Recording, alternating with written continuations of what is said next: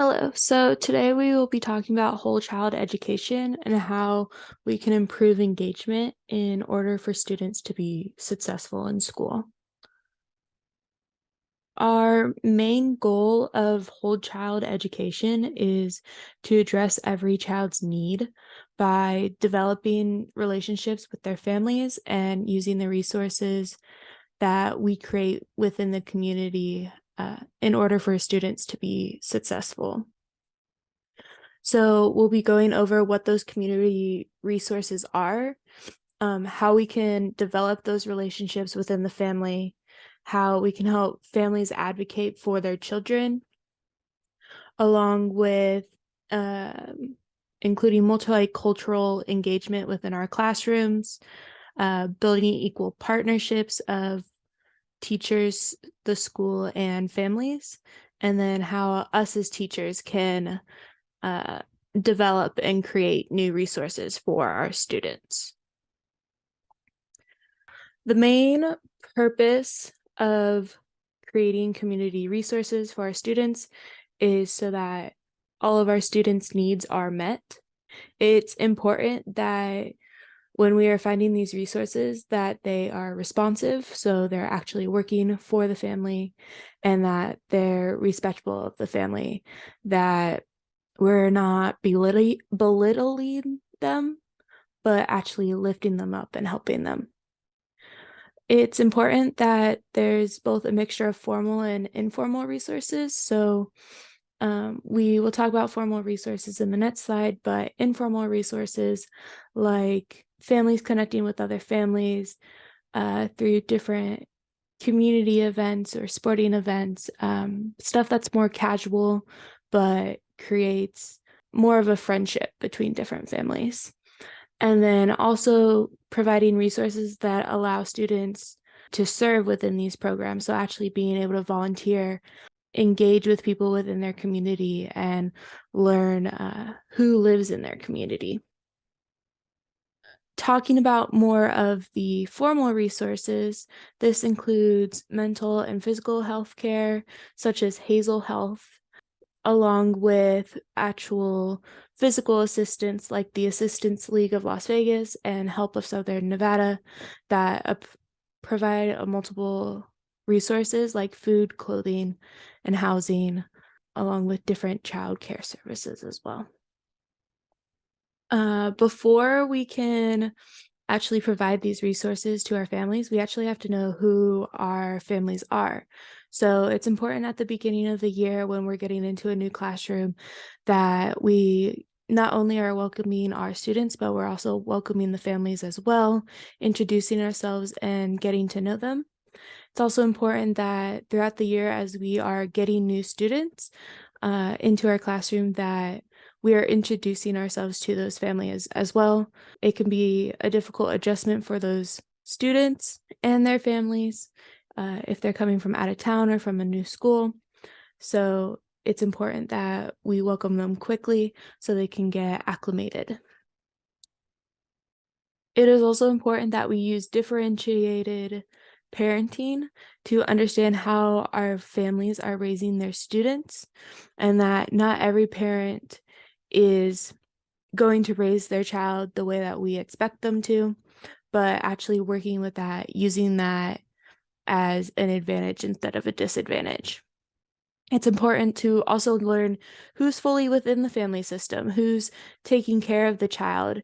Are the grandparents the sole guardians, or for a Latino family, are the aunts and the grandparents also involved within the child's education? It's important that they are invited to parent-teacher conferences and that there's a seat for them at the table, because these are the adults that are going to be helping our child or their child through their education.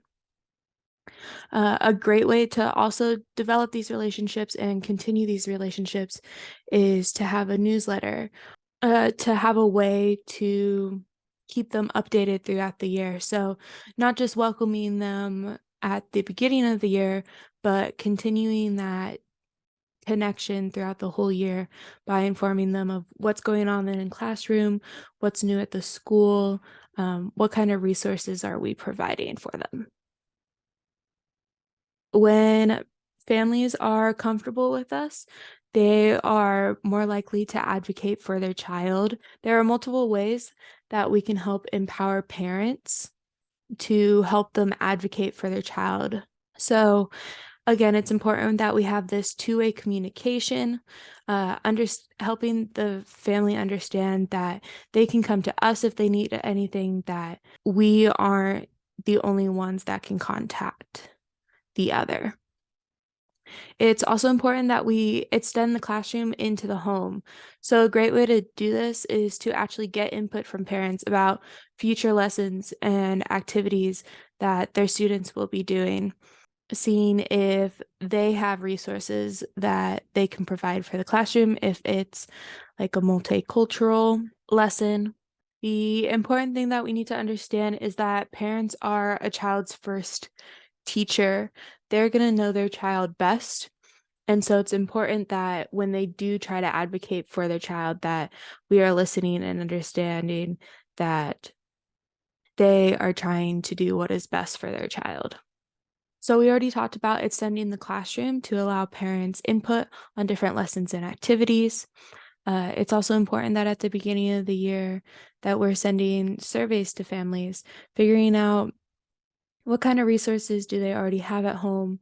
What is the family dynamic at home? What are children already learning about their culture, their religion, their heritage, and trying to find a way to include that within the classroom. Understanding the background of these families also helps us understand what their expectations are for their children. Some might have different behavior expectations for their child and expect them to behave a certain way, to either advocate for themselves. They might expect them to be fully independent versus wanting them to be more engaged with the teacher and the class.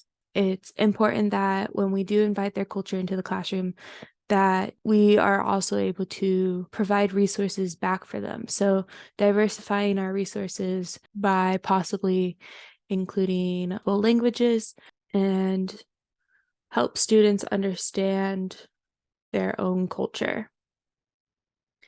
It's important that when we are engaging with multicultural families that we aren't making broad generalizations just because one family does something one way doesn't mean that a different family of the same culture will see it the same way.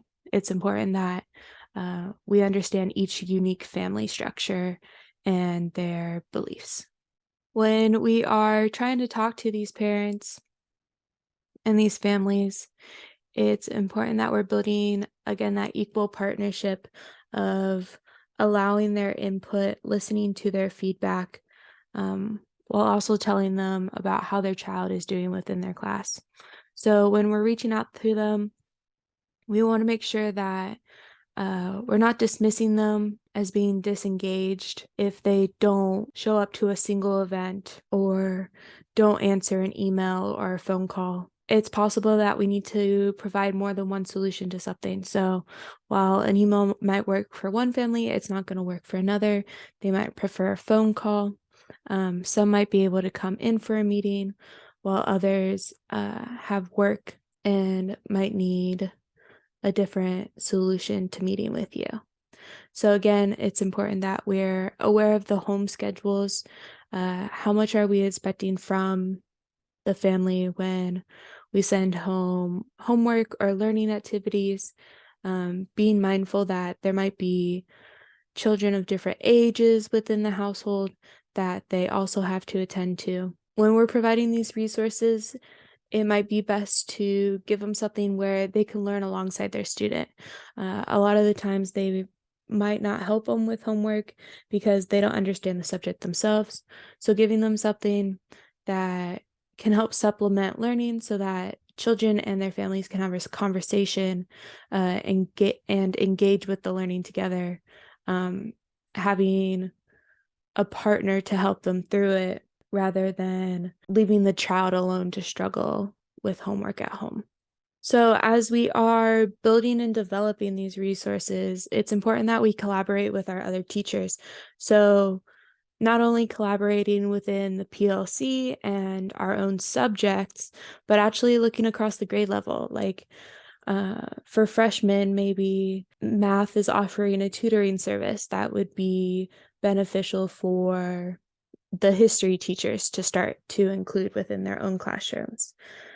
Seeing what other teachers are noticing about your students. Possibly your student acts a different way in one class than they do in another, and figuring out they're providing something within their learning environment that the student is thriving in. When we are suggesting resources for families, it's important that we also attend the events that we suggest to them so we understand what was actually going on. What were they learning when they went to these events?